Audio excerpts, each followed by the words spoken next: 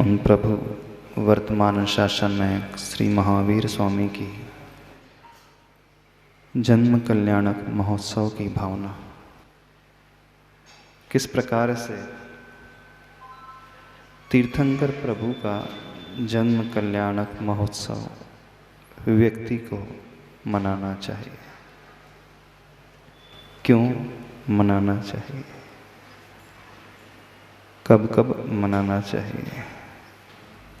कुछ प्रश्न उठने चाहिए। एक सीधी सी बात है, जब जब आपके घर में किसी बालक का जन्म होता है तो आप खुशी से भर उठते हैं। हर गृहस्थ जो दाम्पत्य जीवन लेकर के जी रहा है, आने वाले उस जीव को लेकर के बहुत उत्सुक रहता है।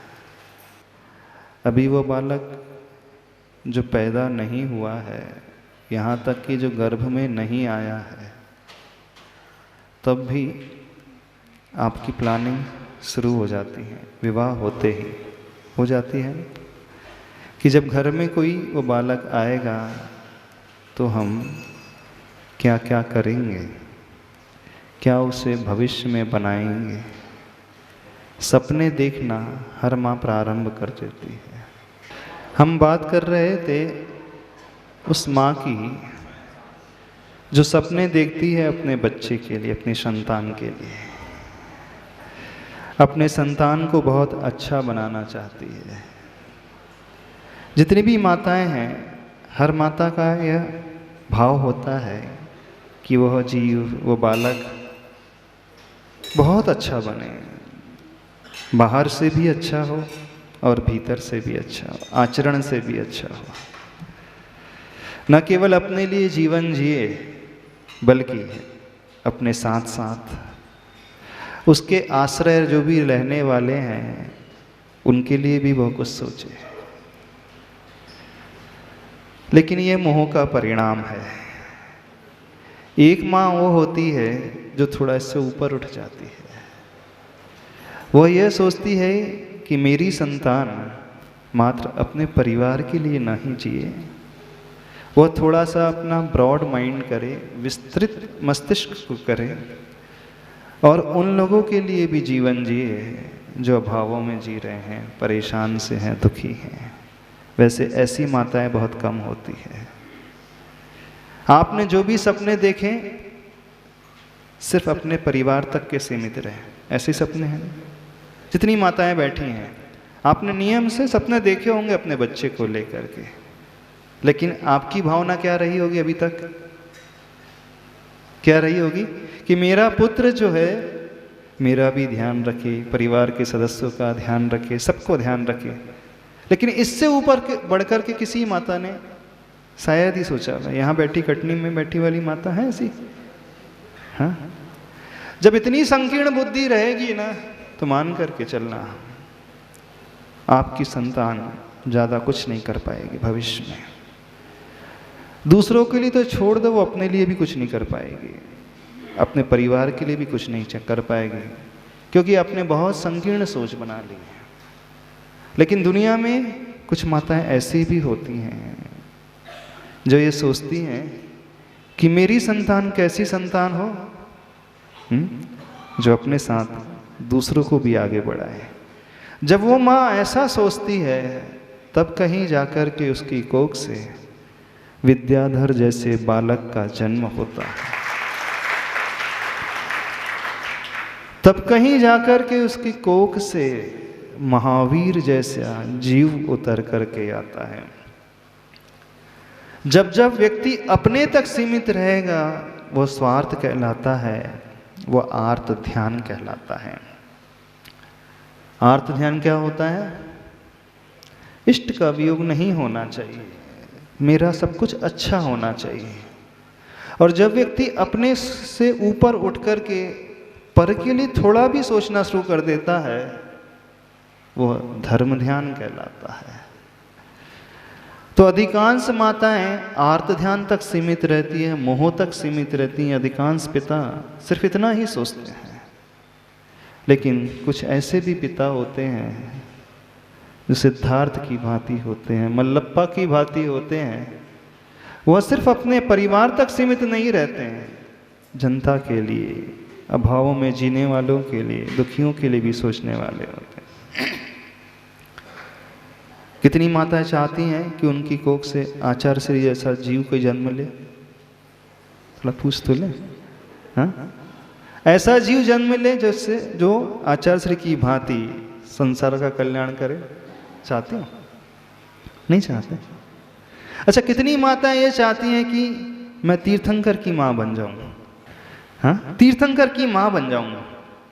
माँ बन जाऊं मतलब आप ऐसी विशुद्धि बढ़ाएं कि आपके गर्भ में तीर्थंकर जैसा बालक आ जाए।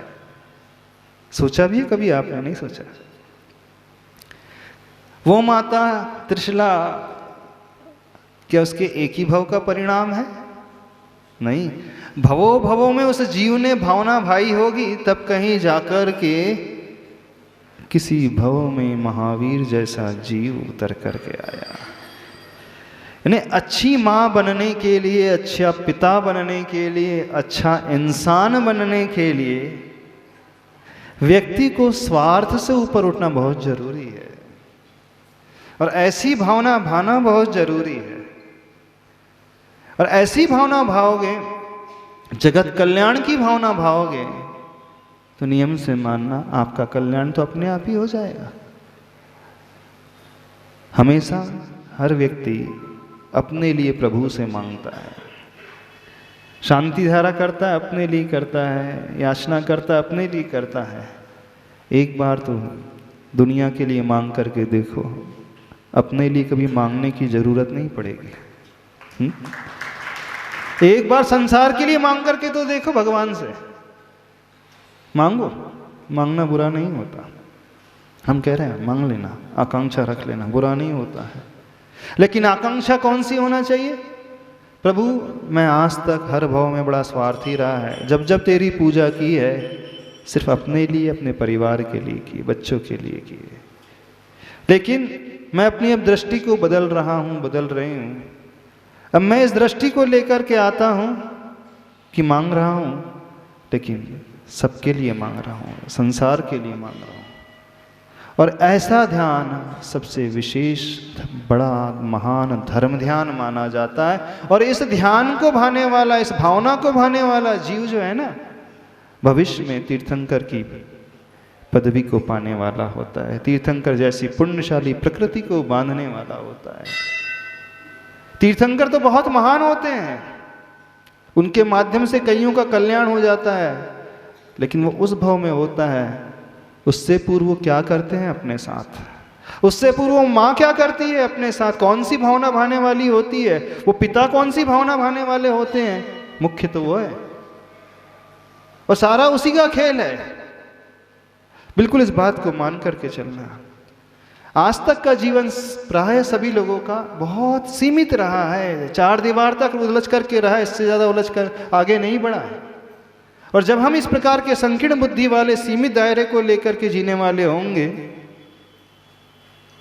आपकी कोख से ऐसी ही संतान पैदा होगी जो आपका भी ध्यान नहीं रख पाएगी। बिल्कुल विश्वास करना, जो आपका भी ध्यान नहीं रख पाएगी, आपकी भी केयर नहीं कर पाएगी। क्यों? क्योंकि आपने शुरू से ही बहुत छोटी सोच रखी है। और एक ऐसी भी संतान होती है जो मात्र अपने माता पिता का ध्यान नहीं रखती है, दुनिया में जितने भी माता पिता हैं उनका भी ध्यान रखती है, जितने भी जीव हैं उनका भी ध्यान रखती है। ऐसा भाव अपने भीतर लेकर के आने की कोशिश तो करो। जिसके भीतर ये भाव पैदा हो जाएगा वो दुनिया का सबसे महान व्यक्ति माना जाता है। क्यों आज दुनिया आचार्य भगवान को इतना मानती है? कभी सोचा आपने? क्यों उनके पीछे पड़ी रहती है, भीड़ जुटी रहती है, लोग तांता लगाए आते रहते हैं? क्यों? क्या कारण उसके पीछे? कभी सोचा, विचार आया आपके मन में? मानते हो ना आचार्य भगवान को? सभी लोग मानते हैं। इस युग के भगवान हैं, इस युग के महावीर हैं, चलते फिरते वर्धमान है, तीर्थंकर हैं। उनसे बड़ा इस युग में वर्तमान में कोई भी नहीं है। लेकिन वो कैसे बन गए महान? कभी ये चिंतन किया आपने? कभी ये भाव भीतर नहीं पैदा हुआ, वे महान बने तो कैसे महान बन गए? बस ये चिंतन अपने भीतर लाने की कोशिश करो। जितनी माताएं बैठी हैं, पिता बैठे हैं, भावनाओं में क्यों कंजूसी करते हो? भावनाओं में क्यों कंजूसी करते हो? भावना तो उत्कृष्ट होना चाहिए। जितना ऊंचा से ऊंचा सोच सकते हो सोचना चाहिए। आप लोग सोचते हो अरबपति बनने की, सोचते हो करोड़पति बनने की, सोचते हो अच्छी कोठी हो जाए, सोचते हो अच्छी गाड़ी आ जाए, सोचते हो, लेकिन आप जानते हो कि आप कभी अरबपति नहीं बन पाओगे। अच्छा, कितने लोग कटनी में जो अरबपति बन सकते हैं? अरबपति, हाँ, इतने बड़े इंडस्ट्रीज बन जाओ, 1000 करोड़ लाख करोड़ की प्रॉपर्टी हो जाए, नहीं बनते। फिर भी सोचते हो ना, नहीं मुझे भी बड़ा आदमी बनना है। सांसारिक क्षेत्र में बहुत बड़ी बड़ी सोच लेकर के व्यक्ति जीता है, परिग्रह को जोड़ने के लिए बहुत बड़ी बड़ी सोच लेकर के जीता है, विषयों के लिए बहुत सारे सोचता है। जब आप जानते हो कि हम नहीं कर पाओगे फिर भी आप सोच लेते हो, तो फिर अच्छा जीवन के लिए क्यों नहीं सोचते? और जो आप परिग्रह जोड़ने के लिए, पैसे जोड़ने के लिए सोचते हैं, वो तो पाप कहलाता है, समझना, वो आर्त ध्यान कहलाता है, धर्म नहीं है। लेकिन अच्छा इंसान बनने के लिए, जगत का कल्याण हो जाए हमारे द्वारा अथवा हमारी संतान के द्वारा, ये सबसे बड़ा धर्म ध्यान माना जाता है। इसमें तो कोई बोली नहीं लेना आप लोगों को, कि बोली लेना है? इसमें बोली लेना पड़ेगा क्या? माताओं को यदि ये सोचने के लिए कहा जाए कि सोचना कि मेरी कोख से तीर्थंकर जैसा बालक पैदा हो जाए, मेरी कोख से आचार्य भगवान जैसा बालक पैदा हो जाए, तो क्या लाखों रुपए की बोली लेना पड़ेगा? कोई आपसे जबरदस्ती साइन कराएगा नहीं, तुमने ऐसा सोचा है तो तुमको 1 लाख रुपए देना पड़ेगा, 11 लाख देना पड़ेगा, तुमने ऐसा क्यों सोच लिया? बोली लेना पड़ेगा? कहीं दान देना पड़ेगा? जबरदस्ती नहीं है।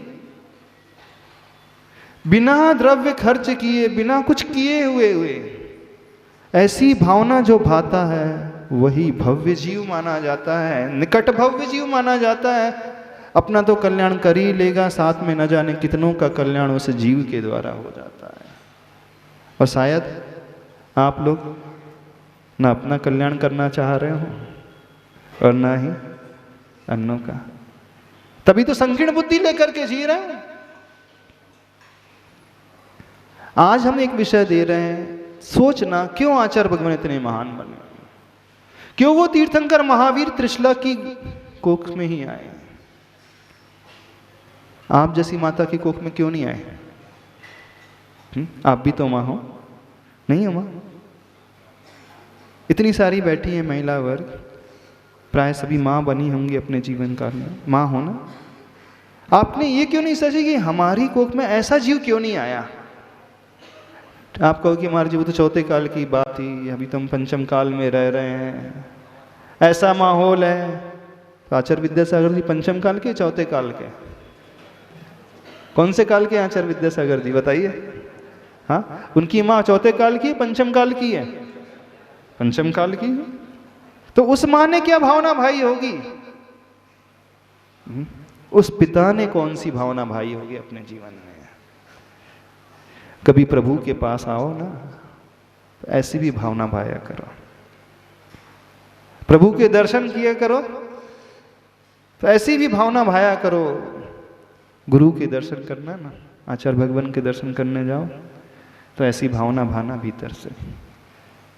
ये तो हम आप जैसे बन जाए, यदि इतना नहीं है हमारे भीतर सामर्थ्य, तो हे प्रभु मैं कुछ ऐसा पुरुषार्थ कर सकूं कि मेरे माध्यम से एक ऐसा जीव आ जाए जो संसार के कल्याण के लिए जीना शुरू कर दे। बस ऐसी भावना जो निरंतर भाते रहता है, उस भावना का परिणाम होता है कि उसके पास, उसकी सन्निधि में, उसकी कोख में, अथवा उसे समागम ऐसे जीवों का मिलता है, ऐसे व्यक्ति का मिल जाता है जो स्वयं अच्छे विचारों से भरे हुए होते हैं। और जो इन भावनाओं से दूर होता है उसे हमेशा ऐसे जीवों का समागम मिलेगा जो स्वयं दुखी रहेगा, स्वयं परेशान रहेगा, स्वयं कषायों में उलझा हुआ रहेगा, स्वयं बड़ा ज़्यादा क्रोधी होगा, स्वयं लालची होगा, ना खुद अपने लिए जिएगा ना खुद दूसरों के लिए कुछ कर पाएगा। उसमें दोष उस बालक का कम है जिसे आपने जन्म दिया। हर माता पिता शिकायत लेकर के आते हैं कि मेरा पुत्र जो है मेरी सुनता नहीं है, मेरी बेटी है, मेरी मानती नहीं है। अधिकांश माता पिता मिल जाएंगे, हमारी केयर नहीं करते हैं। हम वो गलत तो कर रहे हैं, मानते हैं, लेकिन सिर्फ गलती में उन्हीं का हाथ है ऐसा नहीं है। गलती में आपका भी उतना ही हाथ है, क्योंकि आपने कभी ऐसी भावना ही अपने भीतर पैदा नहीं की। तो भावना में कभी कंजूसी नहीं रखना। भावना तो बहुत उत्तम से उत्तम होना चाहिए, उत्कृष्ट से उत्कृष्ट होना चाहिए। ऐसी भावना भाई कि पार्श्वनाथ भगवान महावीर जैसा जीव हमारे जीव पास आया। Shoot for the moon even if you miss you would land among the star. चाह रखना है तो चंद्रमा की रखो, यदि आप नहीं भी पहुंच पाओ तो ताराओं को तो पा ही जाओगे। यदि आप तीर्थंकर की चाह रखोगे तो तीर्थंकर न भी आए तो आचार्य गुरु और विद्यासागर जैसा जीव तो आ ही जाएगा। और आपके पास कौन सा जीव आता है देख लेना, वो व्यसनों में लीन है? हाँ, नहीं है। वो आपका कहना नहीं मानता है, वो आपको दवा नहीं देता है। हाँ, दवा अवश्य देता है, दवाई तो नहीं देता लेकिन दवा अवश्य देता है ना। ऐसे ऐसे जीव शिकायत करते हैं। बताइए क्या करना है? क्यों यहाँ पर बैठे हो आज? क्या सोच करके आए हो? हमें महावीर जयंती कैसे मनाना है? महावीर जयंती महावीर के जयकारों से नहीं मनती है, इस बात को समझना। जियो और जीनो दो ये नारा लगाने मात्र से नहीं होता है। वो तो महावीर जयंती में कुछ पल के लिए आप नारे लगा लोगे, शोभा यात्रा जुलूस निकलेगा कुछ घंटों के लिए, वो नारा लगा लोगे, लेकिन जो परिणाम आता है उस भावना से आता है। वो एक दिन की भावना नहीं, हमेशा की भावना भाने वाला जो जीव होता है उसके माध्यम से परिणाम मिलता है। तो ये परिणाम अपने भीतर उत्पन्न करना सीखो। इसमें कुछ भी देने की आवश्यकता नहीं होती है।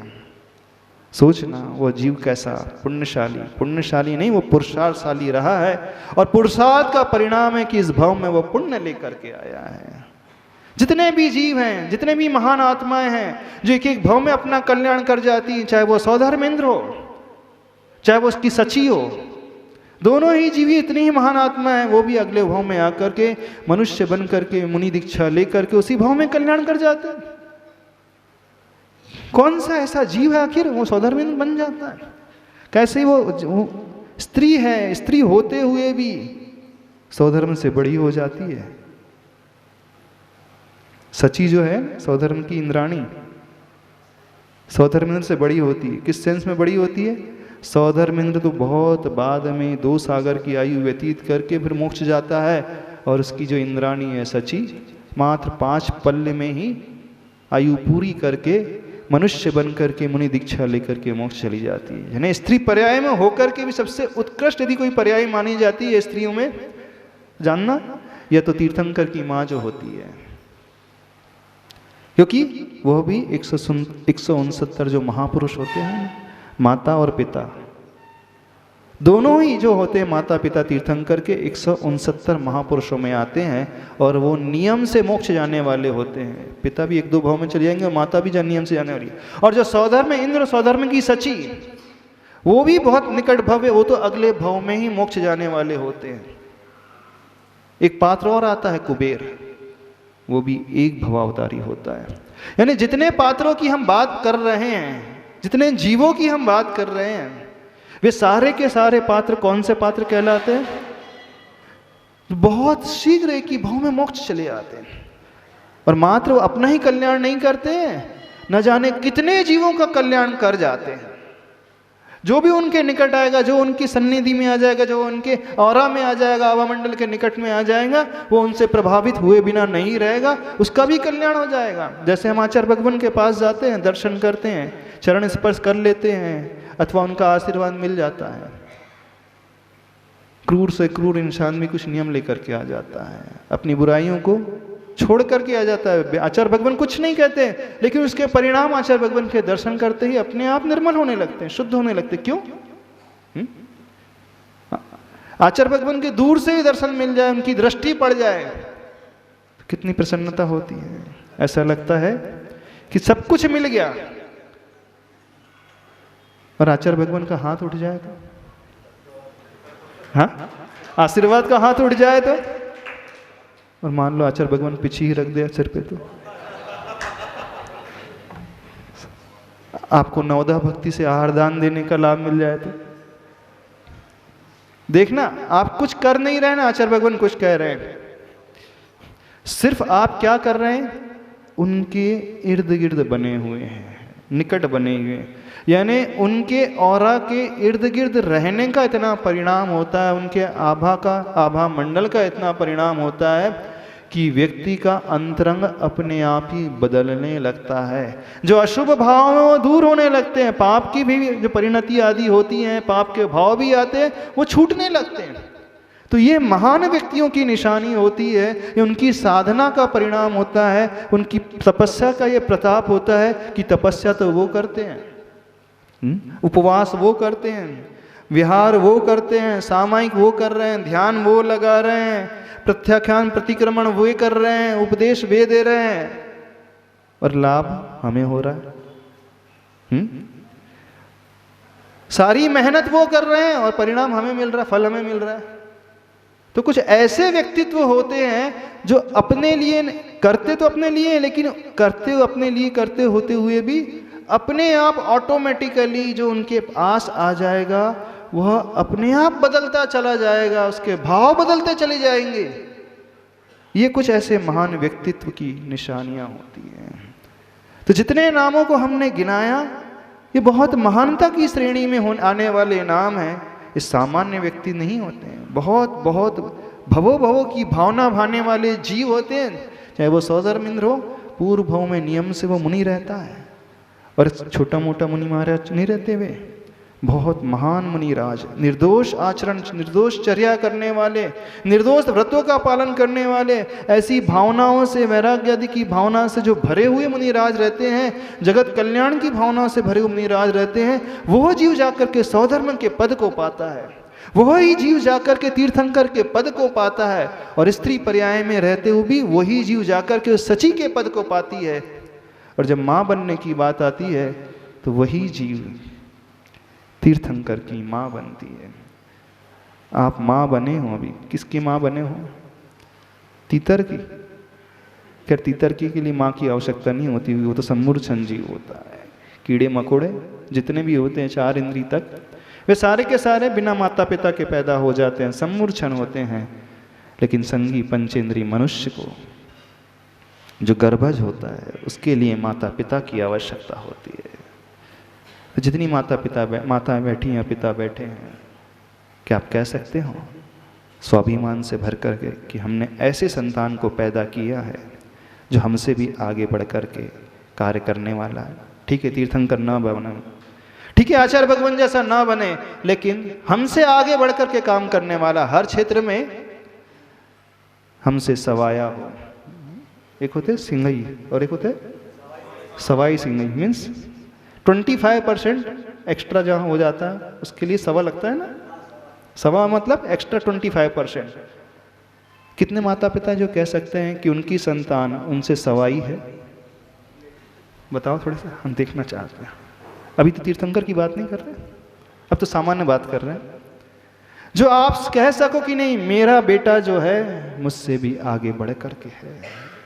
और हर पिता को बहुत खुशी होती है जब उसका बेटा उससे सवाया आ जाता है। होती है कि नहीं, कि जलन होती है? बताओ, यदि आपका बेटा आपसे 1.5 गुना 2 गुना आगे बढ़ जाए तो ईर्ष्या होती है कि खुशी, प्रसन्नता होती है?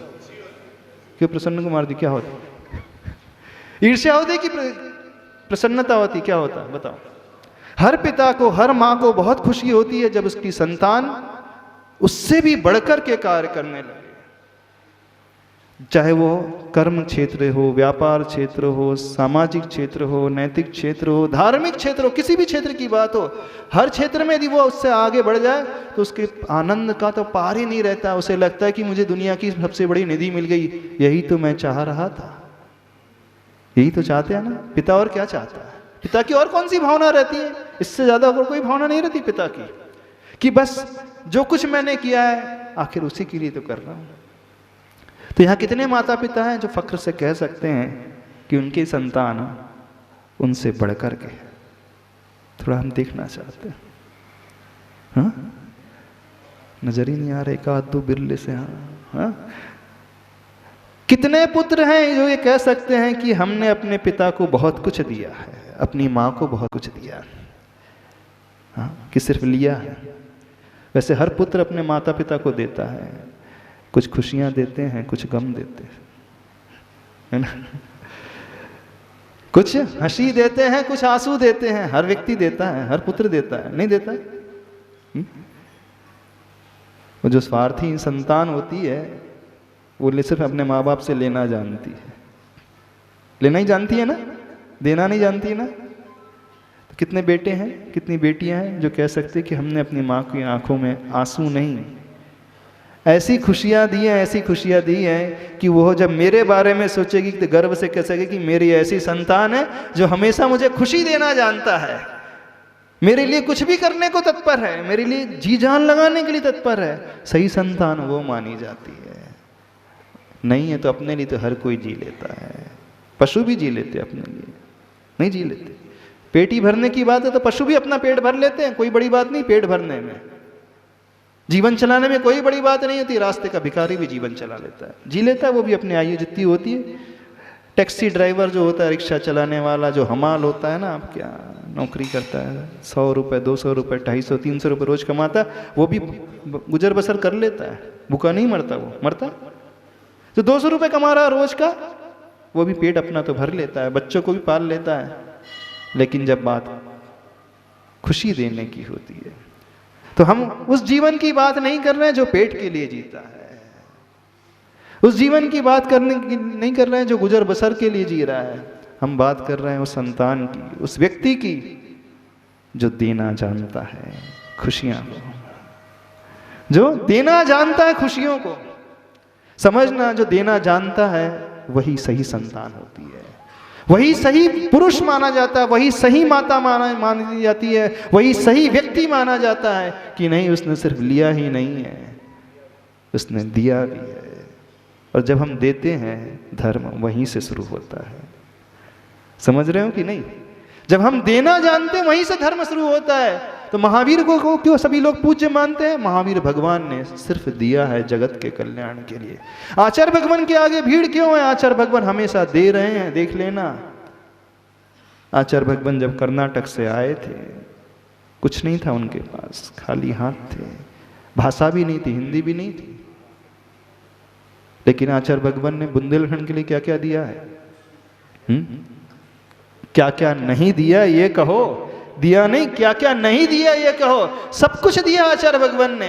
बुंदेलखंड क्षेत्र के लिए चेतन धन दिया, चेतन धन दिया है, क्षेत्र दिए, ज्ञान दिया है, विवेक दिया है, संस्कार दिए हैं, सब कुछ तो दिया है। जीना सिखाया है, पुण्य क्या है पाप क्या है ये सब सिखाया है, ये दिया है ना सब। तो जो ऐसे व्यक्ति होते हैं जो देना जानते हैं वे ही महानतम लोगों की श्रेणी में आने वाले होते हैं। और जो सिर्फ लेना जानते हैं अथवा अपने लिए, अपने पेट के लिए, अपने गुजर बसर के लिए जीते हैं वह पशु से भी गाय बीते माने जाते हैं। पशु जो होता है ना, गाय भी देती है, देखना नहीं देती, उन बच्चों को पाल लेती है जिसकी माँ नहीं होती है, उसी के दूध पर वो बच्चा जीवित रहता है। कोई भी पशु गति का जीव उठा करके देख लो, वो हमेशा सबके लिए देता है, जीते जी भी देता है और मरने के बाद भी देता है। उसकी चमड़ी भी काम आती है, नहीं आती? जीते जी तो देता ही है, मरने के बाद भी दे करके जाता है, ना उपकारी बन करके जाता है। और कुछ ऐसे जीव हैं संसार में मनुष्य गति में रहने वाले, कैसे हैं? लेने वाले हैं सब। लेने वाले हो ना कि देने वाले हैं? अच्छा, देने वाले कितने, थोड़ा हम जान तो ले, देने वाले कितने हैं? देना सीखो। जब हम देते हैं तभी हम पाते हैं। एक सिंपल सा रूल है, गिव एंड टेक। पहले दिया जाता है, देन वी रिसीव। बीज पहले बोया जाता है, फिर बाद में फल मिलते हैं। बिजनेस में भी पहले इन्वेस्ट किया जाता है, फिर बाद में कमाई होती है। संसार का नियम है कि जब तक हम छोड़ेंगे नहीं तब तक हम पाएंगे नहीं। दिन की शुरुआत आप खाने से करते हो कि छोड़ने से करते हो? त्याग से करते हो कि ग्रहण से करते हो, पहले बताना। और जो व्यक्ति ग्रहण से शुरू करे तो वो बीमार माना जाता है, स्वस्थ माना जाता है। बात समझ में आ रही?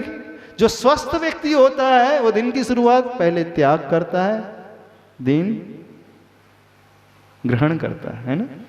और जो अस्वस्थ होता है वो बड़ा परेशान रहता है, दवाई लेना पड़ता है उसको, डॉक्टर के चक्कर लगाते रहता है, वैद्य के चक्कर लगाते रहता है, पेट ही ठीक नहीं रहता है।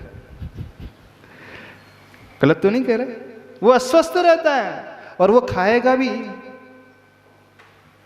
मन प्रसन्न नहीं रहेगा, रुचिकर नहीं लगेगा, उसके शरीर को भी नहीं लगेगा। क्यों? क्योंकि उसकी वृत्ति जो है संग्रह वृत्ति रही है, त्याग वृत्ति नहीं रही है। कुछ समझ में आ रही है बात कि नहीं समझ में आ रही है? तो क्या करना है? हम चाहते हैं उन माताओं को, उन पिता को देखने के लिए जो माँ ऐसी भावना भाए, हे प्रभु मेरी कोख से इस पर्याय में ना सही किसी पर्याय में तो भगवान महावीर जैसा, आचार्य गुरुदेव जैसा बालक जन्म ले ले। आज भी भावना भाओगे तो नियम से मान करके चलना, किसी ना किसी भाव में आपकी वो भावना अवश्य फलीभूत होगी। क्योंकि एक भावना का परिणाम, एक भाव की भावना का परिणाम नहीं होता जो तीर्थंकर की माँ बनती है। कई भाव में भाई हुई भावना के परिणाम होता है, एक भावना का परिणाम नहीं है। आचार्य भगवान जैसे गुरुदेव मिल गए। एक बहुत बड़ा हिंदू पंडित आया था, जब उसने आचार्य भगवान के दर्शन किया, आचार्य भगवान के चेहरे को देख करके, रूप को देख करके उसने वही घोषणा कर दी, ये जो जैनों के सबसे बड़े गुरु हैं, इसी भव के गुरु नहीं, ये तो भवो भवों से मुनि बनकर आए हैं, साधु बनकर के साधना की है, तपस्या की है, यानी कई भवों की उनकी साधना का परिणाम है जो आज इतने ऊंचे पहुंचे हैं। आचार्य भगवान को देख करके उसने घोषणा कर दी थी, उनके रूप को देख करके घोषणा कर दी थी, कई भवों में ये मुनि बन करके साधना की है, आचार्य बन करके साधना की है और जगत के कल्याण के लिए भावना भाई है, उसी का परिणाम है। आचार्य भगवान किसी से कुछ नहीं बोलते, सारी लक्ष्मी उनके चरणों में है, अंतरंग लक्ष्मी बहिरंग लक्ष्मी उनके चरणों में है, चेतन लक्ष्मी उनके चरणों में है, वो पुरुष उनके चरणों में आ जाते हैं, दीक्षा के निवेदन कर लेते हैं। क्यों? एक भाव की भावना का परिणाम नहीं है। तो हम आपसे कह रहे, जितनी माता बैठी हैं ऐसी भावना भाना कि हे प्रभु इस बार हम महावीर जयंती मना रहे हैं, इस भावना को लेकर के मना रहे हैं कि हमारी कोख से कभी ना कभी तो ऐसा जीव आकर के जन्म ले जो अपने लिए नहीं जगत के कल्याण के लिए सोचे। ऐसी भावना भाओगे तो नियम से भले ही तीर्थंकर महावीर की माँ ना भी बन पाओ, एक मुनि महाराज की माँ अवश्य बन जाओगी, एक आचार्य परमेष्ठी की माँ अवश्य बन जाओगी। भले ही आप सिद्धार्थ की भांति बन ना पाओ, लेकिन एक ऐसे योग्य पिता बन जाओगे, और ऐसा योग्य पिता बन जाओगे जो योग्य संतान को जन्म देने वाला होगा, तो वो आपकी भी केयर करेगा, समाज की भी केयर करेगा। समझ में आ रही है बात? नहीं आ रही है तो क्या करना है? इस बार महावीर जयंती कैसी मनाना है? एक बात और रखी थी आप लोगों के सामने, उन गरीब लोगों के उत्थान के लिए भी सोचना है, लेकिन यह तब संभव होगा जब ऐसे योग्य पात्र नजर आएंगे, क्योंकि बिना पात्र के यह संभव ही नहीं है। बिना माता पिता के वो तीर्थंकर महावीर भी नहीं आ सकता। वो सौधर्म इंद्र, जो सौधर्म इंद्र की सची जो बनती है, वो भी महान व्यक्तियों की श्रेणी में आती है। क्यों पंच कल्याणक में लोगों की होड़ लगी रहती है सौधर्म इंद्र बनने? कुंडलपुर में पंच कल्याणक में तो 24 माता पिता बने, क्यों होड़ लगी थी? क्या है सौधर्म में? क्या वो नाटक है? कुछ लोग बोलते नाटक ही चल रहा है, भगवान का गर्भ कल्याणक मनाना है, वो 16 स्वप्न दिखाना है, वो 56 कुमारियां देवी आएंगी, वो अष्टकुमारी देवी माता की सेवा करेगी। बोले नाटक ही तो चल रहा है। नाटक नहीं है, वो भावनाओं का खेल है। जो व्यक्ति बनता है ना सौधर्मेंद्र, जो भक्ति बनता है माता पिता, जो व्यक्ति बनता है कुबेर, वो पैसे की बात नहीं है वहां पर। वो कौन सी भावना भा रहा है? वो बीजारोपण कर रहा है। अगले भाव में, किसी भाव में नियम से वो कुबेर बनेगा, नियम से वो सौधर्म बनेगा, नियम से उसके कोख में एक ऐसी संतान आकर के जन्म लेगी जो सबका कल्याण करने वाली होगी। और मान लीजिए वो कुबेर अगले भाव में, तो वो वैसा कुबेर बनेगा, और उसका परिणाम देखना वर्तमान के इसी भाव में भी वह वर्तमान का भी कुबेर बन जाता है। तो यह ऐसा प्रताप होता है उस भावना का। समझ रहे हो कि नहीं समझ रहे हो आप लोग? जो अष्टकुमारियां बनती हैं वो भी साधारण नहीं होती हैं, वे होती हैं स्त्री पर्याय में, लेकिन वे अष्टकुमारियां जो हैं वो ब्रह्मचारिणी जैसी मानी जाती हैं, तीर्थंकर की माँ की सेवा करती हैं। आप तो किस किस की सेवा करते हो? एक बार तीर्थंकर की माँ की सेवा करने वाली बेटी को तो जन्म दो, वो 56 कुमारियाँ इस बनकर के दिखाओ तो सही। तो क्या फर्क पड़ेगा उसका जानते हो? आपकी बेटी जो है ना कभी भाग करके शादी नहीं करेगी।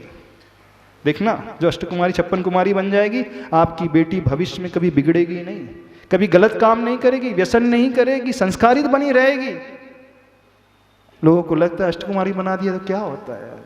नहीं, एक बीजारोपण कर रहे हैं, एक संस्कार का बीजारोपण कर रहे हैं। तो जो ऐसा जीव होता है, सौधर्मादि जीव होता है, भगवान के माता पिता बनने वाले जीव होते हैं, वे अद्भुत जीव होते हैं, महान जीव होते हैं। कोई प्ले नहीं करते, नाटक नहीं करते हैं। तो ऐसे ही इस बार महावीर जयंती मनाना है कि नहीं मनाना है?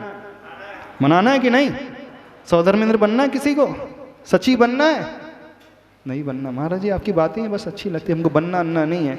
यानी कि कटनी के लोग जो हैं परवश होकर के ही त्यागेंगे, दस्त लग करके ही सुधरेंगे। जब हॉस्पिटल में एडमिट होंगे तभी सुधरेंगे। क्यों मास्टर ऐसे लोग हैं कटनी? कैसे बताओ तो हमें? पंडित जी आप ही बता दो, कौन बताएगा? डॉक्टर साहब है भी तो, अध्यक्ष जी कैसे लोग हैं? जब दस्त लगेंगे, जब हॉस्पिटल में एडमिट तब समझ लेंगे कि स्वयं सवेरे अपने अपने स्वेच्छा से फ्रेश हो जाएंगे, त्यागेंगे। किसी ने नहीं भाई, किस माँ ने भावना भाई है कि मैं आचार्य भगवान जैसे जी बालक को जन्म दे सकूं?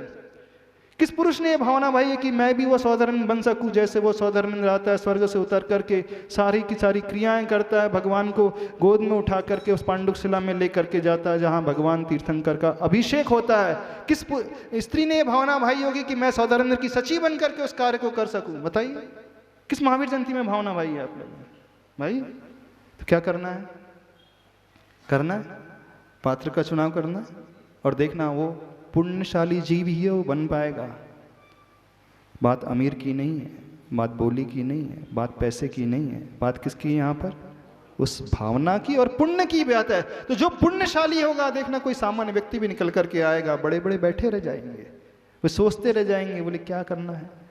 बोले ये तो नाटक चल रहा है, 2 दिन की बात है, 3 दिन ही। तो इस पंच कल्याणक में, इस महावीर जयंती में वही गर्भ कल्याणक की क्रियाएं दिखाई जाएंगी, वही जन्म कल्याणक की। और जब 14 तारीख को महावीर बालक का जन्म होगा तो जो सौधर्मिंद बनेगा यहीं पर उसका दृश्य दिखेगा। वो सची अपने हाथों में से उस बालक को उठाएगी, वो सौधर्मेंद्र अपने हाथों में उठाएगा और वो ऐरावत में बैठा कर लेकर के जाएगा। तो ये कोई नाटक नहीं है, वो सौधर्मेंद्र की भावना ही उसे उस रूप में ले जाती है। क्योंकि जब आप सपने देखते हो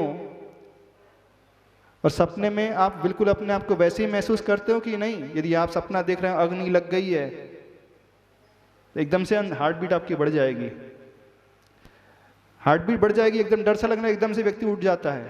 और जैसे आंख खुलकर देखता है यहाँ तो आग है ही नहीं। जब आग थी नहीं तो आपकी हार्ट बीट क्यों बढ़ गई डॉक्टर साहब? जब अग्नि थी नहीं तो हार्ट बीट क्यों बढ़ गई? वो डर क्यों गया? भय से क्यों डर गया? भले ही आग नहीं थी लेकिन वो सोच रहा था यहाँ अग्नि जल रही है, इस कारण उसकी हार्ट बीट बढ़ गई, ब्लड प्रेशर बढ़ गया, सब कुछ बढ़ गया। बस ऐसा ही होता है। जब आप भावना भाते कि मैं सौधर्म हूं तो भले ही ओरिजिनल नहीं हो, विक्रिया से बने हो, लेकिन आपके भाव क्या महसूस कर रहे हैं? वह आप सौधर्मेंद्र बनकर के कल्याणक कर रहे हो। जब आप भावना भाते हो कि मैं सिद्धार्थ हूं, मैं माता हूं, तो आप नाटक नहीं कर रहे हो, आप अंदर से बिल्कुल उसी रूप हो जाते हो, तद्रूप हो जाते हो। जब आप कुबेर की भावना भाते हो तो उस रूप हो जाते हो। बस इस बात को समझने की कोशिश करना।